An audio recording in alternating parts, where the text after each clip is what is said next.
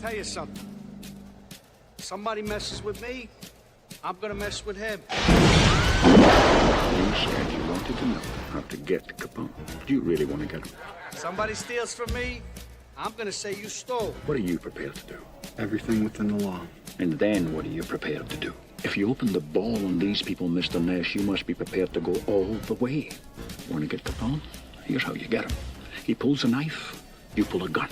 He sends one of yours to the hospital, you send one of his to the morgue. That's the Chicago way. That's how you get Capone.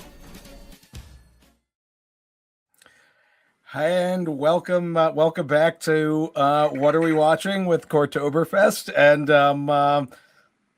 Lord, I love this movie. Richard. I am so glad you and this was I cut this little promo, sort of like this thing this morning, and it's just God, I just want to watch it again. But I am it just makes you feel excited about movies. You know, yeah, wow. Which is, and we're gonna get to that. We're gonna get to that. But I am really extremely lucky and grateful to have my good friend Richard here with me today to talk about the Untouchables. You can see him in this little show, just a little show that some people have seen called Landman. This year, or 2026 this year, Landman. Yeah. He has directed several features. You can catch The Actor on Amazon Prime. And his film The Rocket has recently been picked up by Angel for their streaming service. Another just wonderful film. And Richard, it's wonderful to have you here. Thank you for coming on. Dude, thank you, man. I love watching all of these. I love how much you love movies, and so I really appreciate that. I mean, I know we're both in the business, and it's a lot of times. I mean, these days you never know. It's always been a hard business, but now, if you don't love it, I mean, you've got to be in it for the love of the game, because it might work, it might not, and I just know that both you and I have just such a passion, and we draw inspiration. Even though sometimes it's the same, sometimes it's different. You know, movies mean a lot to people. So I appreciate you, man. I'm happy to chat. It's great. Yeah, and this is you had sent me a list of films, and it's like there's a bunch of films that I really want to talk to you about, all of them. But I mean, this one is just so perfect because it's a really is a perfect film. There are no things you could do to make The Untouchables a better film. But to kick this off, you're a big Brian de Palma fan. Yes. So you're stuck in an elevator. You're stuck in an elevator with somebody, a Gen Z person who doesn't know about Brian de Palma. Sell them on Brian de Palma. Oh man. Well, I first have to say, have they heard of Alfred Hitchcock? And most people have, but I guess it's possible that they haven't. So depending on that, but I would just talk about how, in my opinion, he is the greatest, and he's one of the greatest people, storytellers with the camera. I mean, in the medium of cinema, he's so thoughtful with the camera, and De Palma always has this thing where I always love this, and Hitchcock before him had this, and I think Christopher Nolan has it now. So in De Palma's time, in his heyday, he would always talk about the interesting thing. It's like the bomb blowing up. The bomb blowing up is what happens. And so, but what's exciting is us knowing that it might and leading us there. And he's a master at that. So it's like, hey, we know there's a bomb, and this character knows, this character doesn't. We might know, we might not. And I think that's such a great director's tool and storytelling tool. And he's never used obviously AI or anything like that. So it's just masterful in suspense, and it makes you lean in and kind of hold your breath. And I just remember just being captivated by his camera work, and all of it is so thoughtful.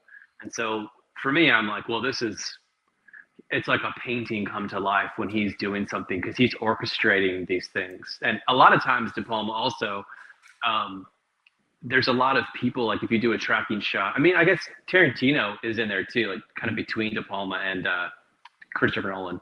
But if you do a tracking shot, or you do a real big shot that doesn't ever cut, there are so many things that could go wrong. There's like tons of people and there's tons of movement, and I think we've lost how difficult that is. And when you watch, it's in the Untouchables, it's in other films of his. When you watch what he does, it's just like thoughtful work, and the actors get to do it. It's really, really beautiful. So, yeah. And it's like that's a great place to start, because I think this, you've got a couple examples in the Untouchables of specifically with tension of how he knows how to wind it up and then release it in both simple and in complicated ways. So you've got sort of the scene where Elliot Ness gets home and Frank Nitty's out there and is like, just like must be not having a family, man's got to take care of his family. Yeah. And so you've got this bit like, oh God, like has he done something to like, he's got his wife and his daughter and like they go up. It's like what's happened? And something so simple as a pen can work. And it's like he gets into his daughter's room and we see it's like he comes through the door and there's no one there. It's like, no, what's he done? A quick like move. Yes, where it's just a reveal. Yeah, it's just very, very simple. It's very simple, but it's what's great about it is like in the storytelling, like for the audience, and the audience isn't supposed to know, but like the magic of that is because he comes in the room, his daughter's not there, but she's over here. Yeah. So it's like it's his POV, and De Palma uses POV a lot, but from us seeing that. So if you think about it as a production side, which I know we probably want to talk about that, the girl's always there. Kevin knows that, the camera knows it, like we all know it, but it's the way it's revealed to us, the viewer, that makes you feel that. And I mean, it seems so simple, but a lot of times, and I don't want to be a negative person, but I feel like there's some films are lazy now, where that little beat makes you hold your breath another second. Yes. Because you're not, you know what I mean? It's like, and those seconds add up in this movie. Yeah, it's beautiful. And then in a similar way, I mean, that's and it's simple, but it's thought through, and you know that De Palma is thinking about it. And in a similar way, in a much more complicated way, in the train station at the end, that's entirely like, that's an editor's like, it's just like, if you're an editor, I mean, that sequence is designed for post-production and it's in the editing, but it's not at 100%. It is not fix it in post. He is shot for shot. He is thinking about that. And that's sort of the beauty of of his films. It's so funny, man, because I think the Untouchables wraps up, like, for me, I mean, De Palma's done Scarface, everybody knows that, and a lot of times they're like, oh, he did. I'm like, yeah. So Scarface, Carrie before that, he did a bunch of other smaller movies like Body Double and stuff like that, but he also did right before he got into the Untouchables, he did a movie called Blowout with John Travolta, which I know Tarantino loves, and that's also a really brilliant film. And then Untouchables. And then following that, he did a movie called Carlito's Way, which is also masterful directing with Al Pacino. And Sean Penn's awesome in that. And then Mission Impossible, the first Mission Impossible with Tom Cruise. So I feel like you're like, oh, those are all giant movies. Like when you watch them, it's just giant movies, tons of camera work, big stars, and I miss that style a lot. And like, you think about, this was the second to Mission Impossible. It was the second time, and Untouchables was originally a television series way back when. I think that's right. I think people remember the film more, understandably more. But he has brought a television show and brought it to the big screen. But so moving on from here, I would say, like, rewatching it, the film for this, and it's just, I picked it up on 4K. It looks great on 4K. I like it's interesting because you've got the actual history of Elliot Ness and Al Capone, and then what's in the film. And the film feels, and over the course of the years, and even leading up to the film, there's this almost American mythology of Elliot Ness as sort of the American good, the justice, and Yeah. I believe in the law, and then Al Capone, who spits in the face of it. Yeah. And it's an interesting question of historical fiction, of where are you drawing the line of a lot of this? Like, the film is heavily fictionalized, and like it's like it picks the right spots that are real. Mm-hmm. But what it's doing really well, and I think De Palma plays into it, is that the like sort of this is America. This is the America we want to, with Costner's character, Mm-hmm. that we want to believe in, and every facet of the film feels to me grand, whether it be the cinematography, the music, Yes. the performances. It's like I have sweeping. It's sweeping. Yeah, and it's like it's like an epic, Yeah, and I've got it's like epic, it's a gangster film kind of, but yeah, but it's like there's always in the back of my mind. It's like, oh, how close do you need to be to history or whatnot, but if you've got a greater story to tell, which is this film is this big story. It's like, oh God, like it's an interesting line as a filmmaker of how close do we have to hew to what actually happened in history, versus like what's the greater tale we're telling. And that was sort of was what struck me rewatching it now, is and it just does it. I think it balances it perfectly. Yeah, I mean, he's taking, that's where that word "based" comes from, and in all the movies, it's like, oh, based on a true story. So it doesn't say this is exactly a true story. This is based on that. And there's a lot of stuff we watch where they even change the characters and they change locations and all that. And I like that. Primarily, we have the characters' names. We have the location of Chicago, which is very cool. Yeah. So it also changes our landscape from a heavily saturated LA landscape at that time, where everything was in the one spot. So I liked that. And it's old time Chicago. It's during Prohibition, which a lot of people, we certainly don't remember.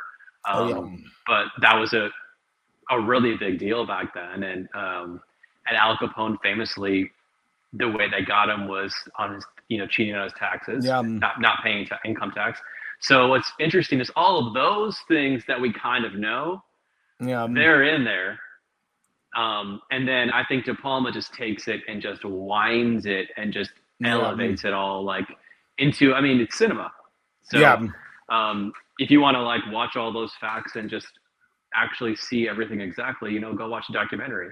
But this is for the person maybe never even heard of these characters.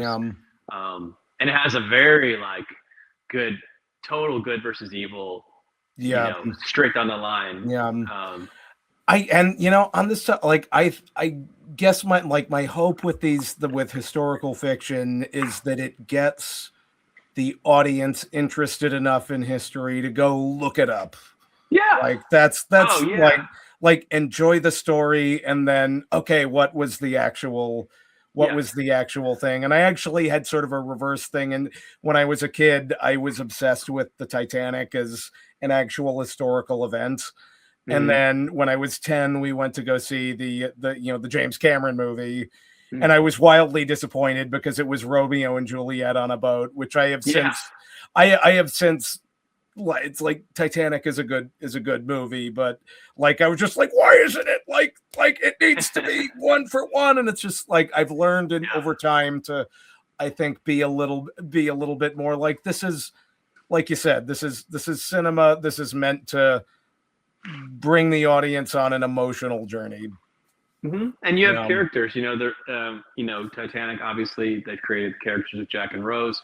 They're like, that's James Cameron's lens for telling it, but De Palma has done it again and again. I mean, even Tony Montana in Scarface, he's swirling this very exaggerated story around somebody who was kind of real or like a legend, and also the movie's been made before. And then the Untouchables is just this. It's almost like I mean maybe I'm wrong, but you could almost say it's like folklore where you know Elliot Ness like took him down, and he put together people who were like they weren't going to break the law and they stood for good. They were Boy Scouts, you know. And it drove Capone nuts. And I think it's true that Al Capone, he killed a lot of his own guys when he heard like they were going to assassinate him, because there's that whole baseball bat scene. So a lot of people who worked for Capone were always very nervous, because if they were ever found out to be plotting against him, or if he even thought that he would kill them. So I think all of that's real. But I did read that he never actually made an attempt on Elliot Ness, or he never actually went after them. What he did do is try to constantly bribe them and try to get him to do what he's doing, so then he could control him, and Elliot Ness would never do it. And that's also in there. And then I could see Brian de Palmas saying, well, this is going to be more exciting if they're after him. Yeah. You know, and the baseball bat scene is interesting from a perspective of how to effectively shock the audience, but don't overdo it. And you've got sort of this one-to-one comparison between the Untouchables and I don't know if you follow The Walking Dead, but when Negan kills Glenn in The Walking Dead, and in The Walking Dead, it was one for one the comic, but it's bloody, it's gory, and it's disgusting, and it turned a lot of people off. Whereas what De Palma does, it's not like, I mean, it's horrific for sure, but he doesn't overdo the blood. It's like just enough to show you this is who Capone is.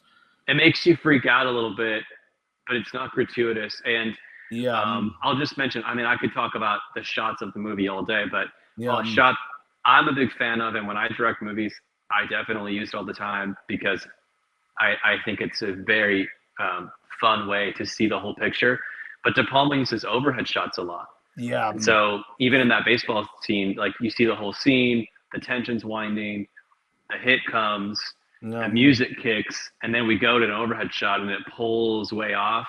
Yeah. And so you see all the people, you see the blood. So instead of like shoving the camera into the guy's head and us being like, oh, we're actually seeing this master landscape of this. It's almost like I said, it's almost like a painting of this thing that happened. He does it in the beginning again with when he's getting shaved. Yeah. And he starts way up. Yeah. And he goes, the shot sits there for maybe a minute, and then it slowly moves in.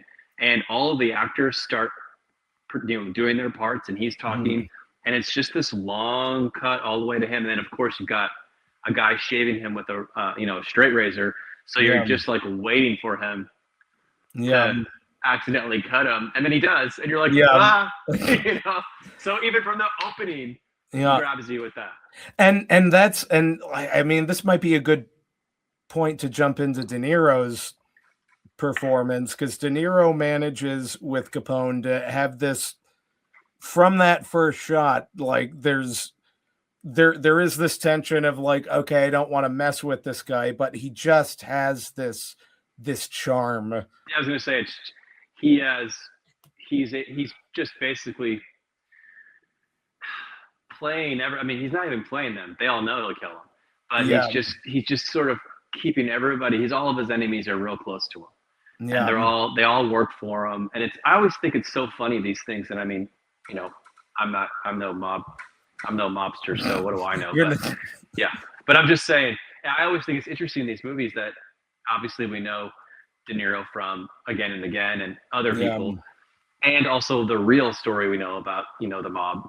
Yeah. I'm always like, so, I mean, how is it that you're just friends? Like, how is one person so paralyzing to everybody else because he's going to kill you?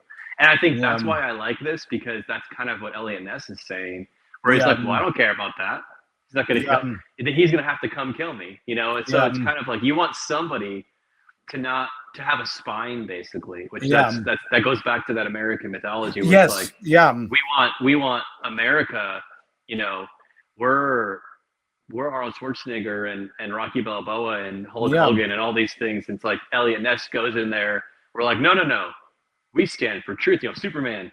We're doing the right thing, and I feel like the Untouched Elliot Ness is like totally that Captain America of that. Yeah, and one of the things it's right toward the beginning of the film, the monologue he has to his men, where he's like it's like, okay, like, I understand some of you may drink, but like the law says this, and like it is our occupation is uphold the law, and when that changes, then it changes, and that loops into that great line at the end of the film. It's like, oh, they're thinking of repealing prohibition. It's like, what are you going to do? And it's, well, I'll take a drink. Yeah, he's like, I'll go take a drink. It's like, it's not the law anymore. Yeah, so it's like literally, it's just, I'm following this because this maintains the order.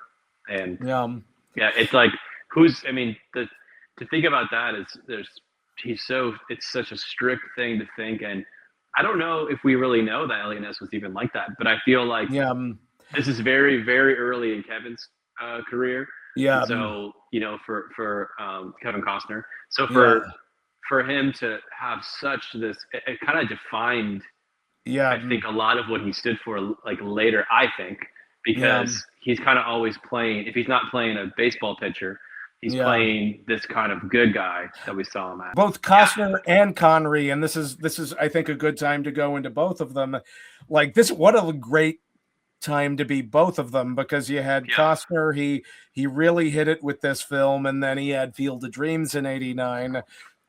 Connery had this film in '87, and then Last Crusade in '89. So this was a good time for the both of them. Yeah, they were well, Connery obviously we knew forever, but it was almost a resurgence of how good he really was. And then that led into all those roles in the 90s. And then, Costner it was kind of our intro to him.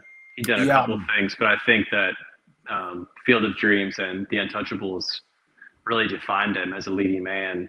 All of a sudden, and he was in that Gene Hackman movie, No Way Out. I think, I want to say it was before The Untouchables, but I could be wrong. But it was right around that same time where he's extremely young, and we've seen him in some other stuff, but I could be wrong. I don't think so. I think The Untouchables is pretty early on, though. Yeah, like very early. What's beautiful about his performance is he has this way of, and you go right from the beginning of the film, you got the shot where we're introduced to his wife in the kitchen, and we meet him. Like, he has this just way about him where he has it in him to be tough. Yes. But also he doesn't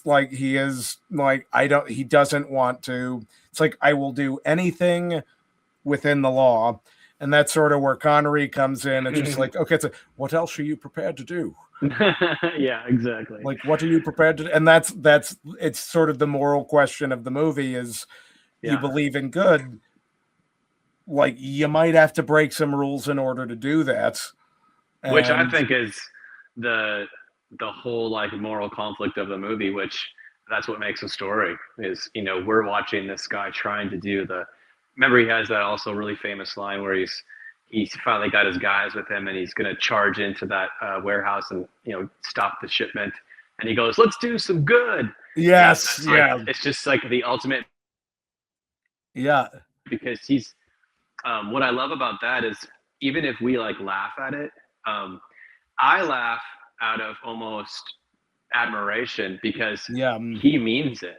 Yeah. Like, he's not being sarcastic. He is like a kid who has, like, dreamed about doing this, and he's going to stop the bad guys. Then he's naive to what Connery knows, and he's like, "You're not going to get him like that." Yeah. And it's like as an audience, it's like fundamentally from a core, like you're with him, but also it's like, this is like, it's you feel bad because that he's surrounded by, like, he's just surrounded by, like you said, this is not the way to do it. And that's where Connery comes in. And what I kind of love is that he's not sold on it initially. He's like got sort of reservations about joining the crew, but then once he's in, he's in. Yeah. And like when all he that says, matters. yeah. And you really need a performance and somebody at the level of Connery to sell this. And one of my favorite scenes in the film is when he's shaking down the police chief at the end, and he pulls his gun out, and it's like do you want to go to the hospital or the morgue? Yeah. And both the police chief has to believe that it'll actually do it. And the police chief's like, that's the whole thing, is he's also in on it. Yeah. So it's everyone's in on this take, and because Sean Connery comes from the outside. Yeah. And then he has to get those other people. Literally, that's the Untouchables. He's like, we can't get anybody from the police station because Capone bought them all. Yeah, and the audience has to believe that this guy that we like he may cap the police chief. We have to believe. Yeah. We have to believe that, and that's like Connery was just at that level where it's like when he says it, it's just like, okay, no, I'll give it. I'll give you what you want, just for the love of God. And it's you can see why he won. He won the Oscar for it. And I will say the other person that I think could get more credit than he deserves it. Andy Garcia is sort of like, I would say, try to find he's just very quietly awesome in this film. Yeah. You got this great shot at the end where he throws Costner the gun, catches it, and just like, do you have it? And she's like, yeah. Take it. Yeah, all that. Yeah. It's just amazing. That sequence is like so epically. I think it's just so famous. It's even been imitated and spoofed a lot with the wheels coming downstairs and the baby and the whole thing's in slow motion, and just the idea of just, the gun being tossed and him sliding and getting. Andy Garcia's totally unknown. It's a cool pick. First time you see him, he's so skinny, he's so hairy in this movie. Yeah. That you're just in the 80s, you're just watching, these. You were seeing how good he was at playing that kind of third man, fourth man on the team to Connery and Costner. There's so many great, really cool, I mean, we could call them Ninja Turtle or Ghostbuster moments where there's all four of them are running. They're all four running down the street with shotguns. Yeah. There's that part where they're all four on the horses, and the music swells. So you forget about those. You're like, oh yeah, this is all in this movie too.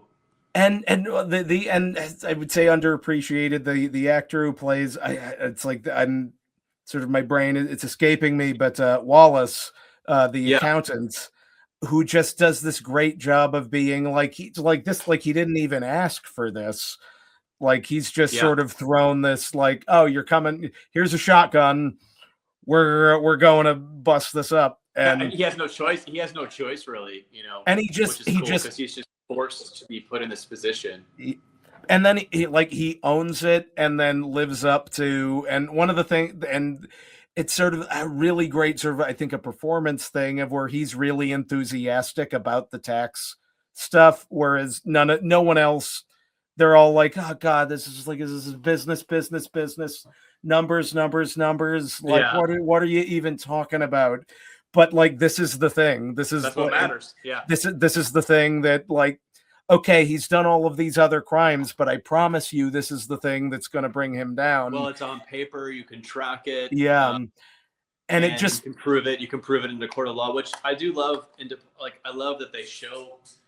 I love that they started that early and it plants it to the audience, because we all. I mean, I would think that we know that he got caught on tax evasion, and so we're like, okay, well, yeah, they're mentioning it, but we're not going after that. We're trying to get him these other ways.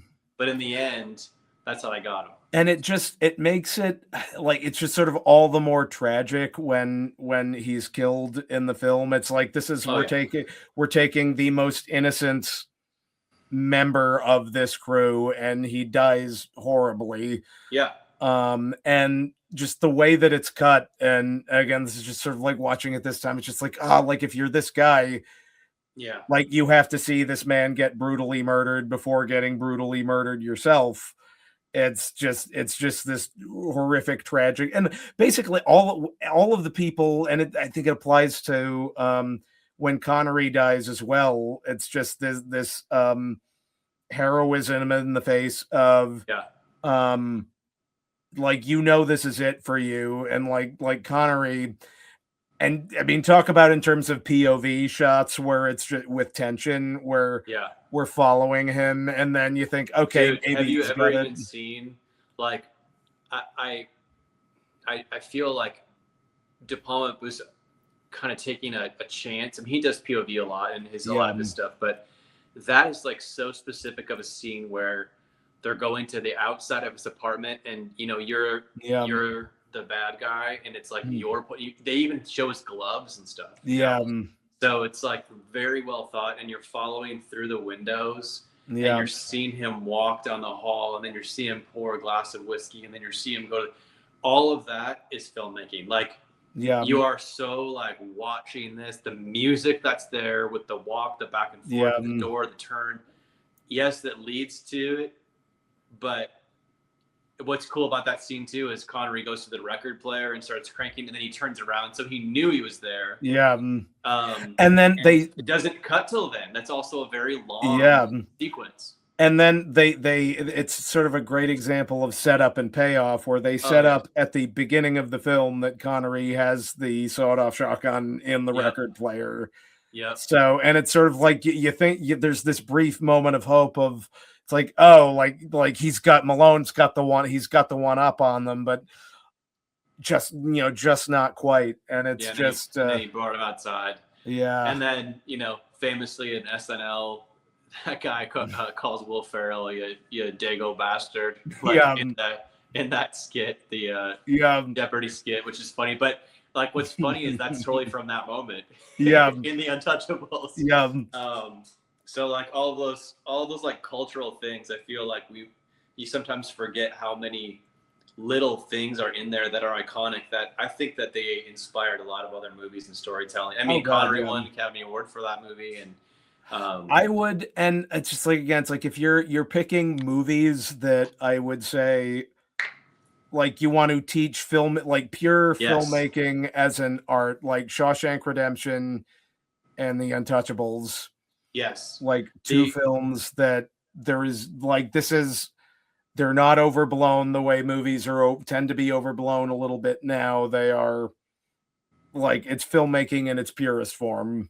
I love that. And I know we've got AI and we've got CGI and we've got special effects, and we've had them for a long time. So I think sometimes we might get it. This is the negative effect of that. We get a little numb to just seeing an explosion or seeing all these things. Even in the beginning of The Untouchables, the little girl, like, Mr., your briefcase, right? And like, the guy was in there. Like, all of that's really happening. That's really blowing up. That's really, you're really feeling it. All of it's orchestrated, with the camera, with the full crew, the actors. I mean, everyone's involved. I think that's what I love about De Palma. The Untouchables, I think, is his masterpiece, and I think it showcases it. But it's just what he is as a director too. He's so prepared and he's so thoughtful, and he, much like, there's that Fab Five of directors, Coppola, and Spielberg, and Scorsese, and all those guys, right? And George Lucas, De Palma's part of them. So like, they're all thinking about the audience's experience. And Christopher Nolan does that. And we have to remember that. So I feel like he is trying to take every little thing he's showing you, setups and payoffs. It's intentional. And then also it's larger than life. It's like, we're not going to just show, we're going to have the camera moving this way with this character. We're going to feel it with it. It's I think he was ahead of his time. I feel like Alfred Hitchcock's the closest I can point to. Who, in his time, he was doing stuff like that other people hadn't seen before. So it's just it's everything. It's so thought out, and like then, since you bring up Lucas and Coppola and whatnot, as I recall, De Palma, the original Star Wars title crawl. That's his idea. De Palma rewrote basically Luke, and this is the thing, is this is why you have, if you're creative, it's good to have creative friends and they can check and balance you. And Lucas had this big, long, like excessive title crawl, and De Palma, with all of them were like, no, like, buddy, like this, it's too much. Let me take I'm going to rewrite it in a brief way. And that was Brian De Palma. I mean, that's what I'm saying. He's like, you've got to like kind of set up show the audience like what might happen and kind of the world you're in. Yeah. And then you're free to do what you want. Yeah. But if you don't say anything and you just kind of start it, and I think also he's got the patience to tell a story like that, which we're losing as a society. But I think we're going to get back to it. We can appreciate the slow burn. And I don't even think The Untouchables is a slow burn. I think it's much more than that. But that we can appreciate the shots leading up to the action where it's almost like each set piece of that movie is its own short film. Of this is happening, and it's all thought out, so fun. And that's the thing, is he's kind of making this. I know that people are dying, things are blowing up, and it's a mobster movie, but he's kind of making it really fun to watch. Like, you're just having fun, you're excited, you're rooting for it, you're wondering what's going to happen, and I think it's just, and that's what filmmaking should be. Yeah, and it's the characters you love, like you're introduced to these these four men, and they're all distinct, and you care about all of them. That photo that was so great. The music, so it's like you really feel the emotion. I just feel like it's got everything in it. It's such a big scope of a movie, and I love the intro and the music and the like all that is so fun. And I feel like it just encapsulated. At that time, there wasn't really anything like that, and it's like the orchestration of him thinking out a shot is also elevating the actor's performance. It's like like for that, we just talked about Sean Connery and how great that scene was. Well, Sean Connery, no matter where the camera was, he would have done that. But De Palma's like, well, we're going to show it this way, and we're like getting to see it. It's just so effective. So it's just this symphony of using, like, here's all of the elements that make a film, and I forget who said it, where I think it might have been Cameron recently who said that if you're a director, you're an orchestra. Like you've got your music, maestro, your cinematography, the acting, and it's like it's your job to make all of it work together. It's a director's, any actor, I feel like anyone in the business, they'll really tell you, they'll understand. And I try to tell other actors this and stuff that I coach or work with, and I'm like, it's a director's medium. It's like, so you come with your idea, you come with your opinions, you come with your interpretation if you've booked the work. And you work with the director, but the director's the one that's got all the pictures in his head, and he's putting this together. And I think a lot of directors are open to actors having their thing, but they do also know the shot that they need. So I feel like Tarantino, De Palma, Christopher Nolan, those guys are like, well, this is the shot. And we can try what you want, but they've already got that. And I think that's beneficial to the actor because you've been cast, it's very clear.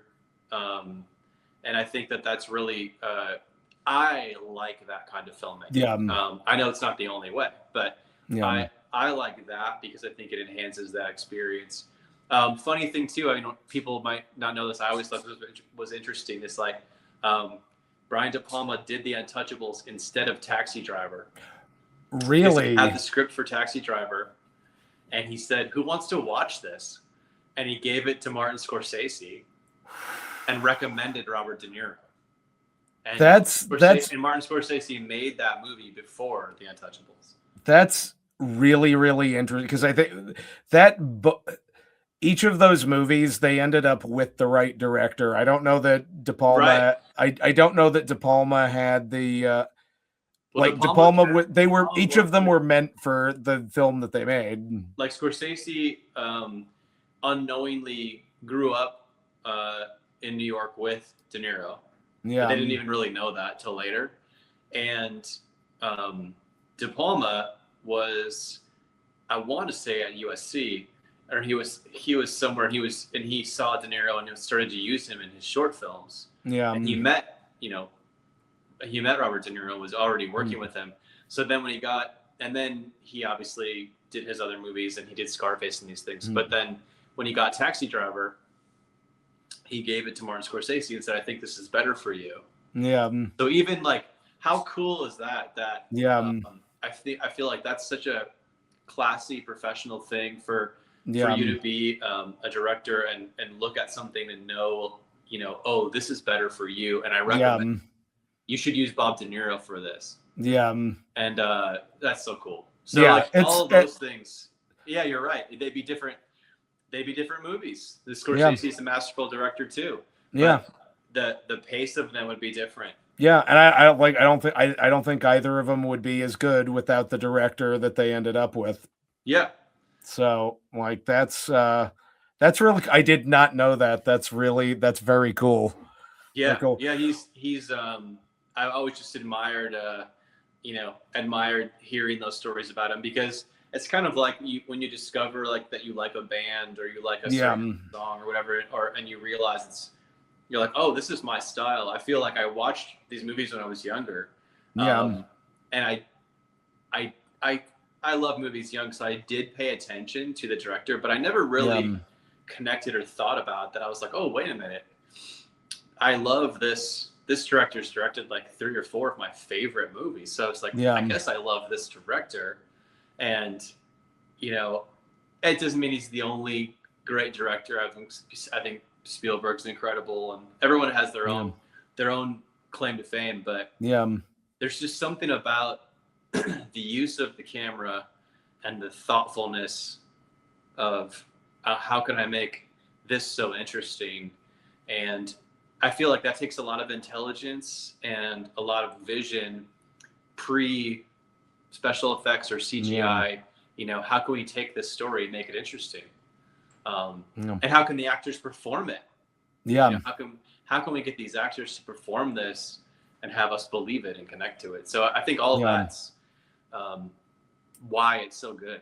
It's just all kind of really happening there. Yeah, and that's like, it's like down to earth filmmaking, like, which we could use a lot more of. We could use a lot more of. Well, that's what I want to do, man. That's the stuff that I'm trying to work on. And the last film that I did a couple of years ago, The Actor, every day on our like call sheet, on the very bottom of the call sheet, I had a star next to it, and it would say De Palma shot.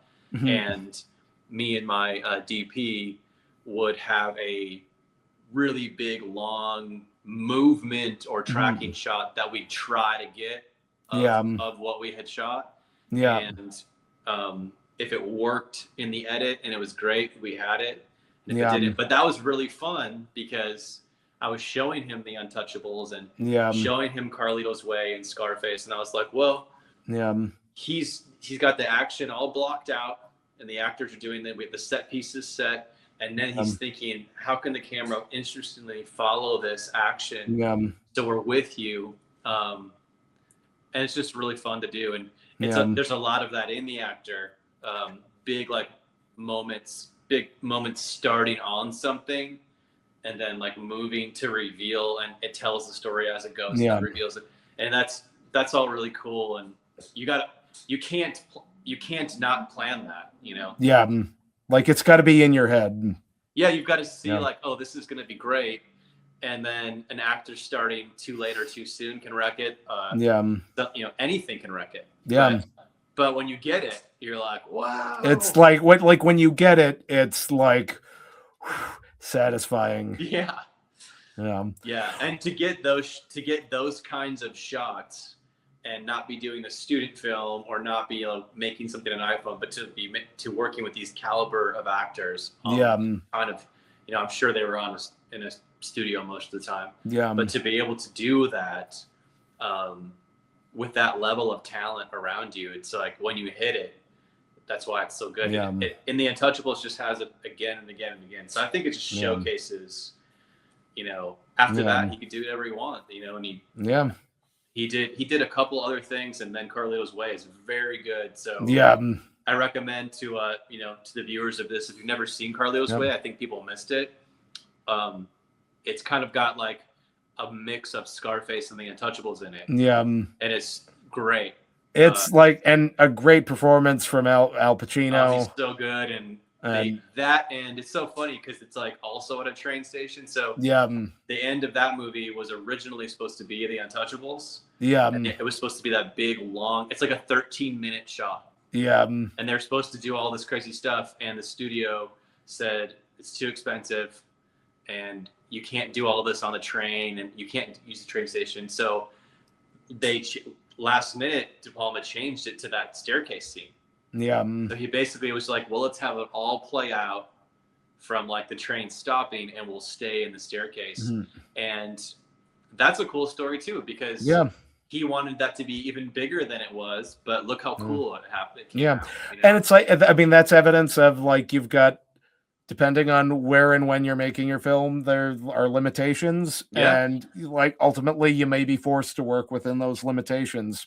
And De Niro also is not in the movie very much. I mean, he's in the movie, obviously, but he isn't like constantly in it. So I feel like he also was really rising very big at that time, even bigger than, and they probably couldn't afford him. I mean, I'm guessing, I don't know this, but just knowing what I know about production, they're probably like, well, De Niro's demanding these, so we're going to use them for these days, and then you know, kind of shoot them out and use what they could. And probably the same for Connery too, but I think that Connery had a different attitude at that time. He was already he was so James Bond and all these other things. He'd already been so high up the ladder. He was just excited to do something good. It's like he was like, and it's like, honestly, like he's the selling point of the film. In terms of like on the billboard, Connery was the guy. Well, it's like, I know we need to wrap up pretty shortly now. Like, where can people find you? Find me? Yes. Oh, well, you could go social media wise. I'm really kind of just Instagram and Facebook. So it's at Richard W. Blake. And then my production company is Amber Rock Productions. And we have a YouTube page, and a website would be amberrockpro.com. And you can watch trailers and see the films I've written and stuff like that. IMDb is always a great source. If you don't have IMDb and you care about the industry, go get IMDb. Just even the free one's fine. If you really want details, get IMDb Pro. It's worth it. But then if you watch a podcast like this, and I do this myself, and you're like really interested in this person, you can go look up what they've done before, where you can find it. You know, a lot of information you don't even need, but you can find out a lot about their career and their credits. And you know, right now I'm living in Texas, and Taylor Sheridan has, you know, taken over apparently.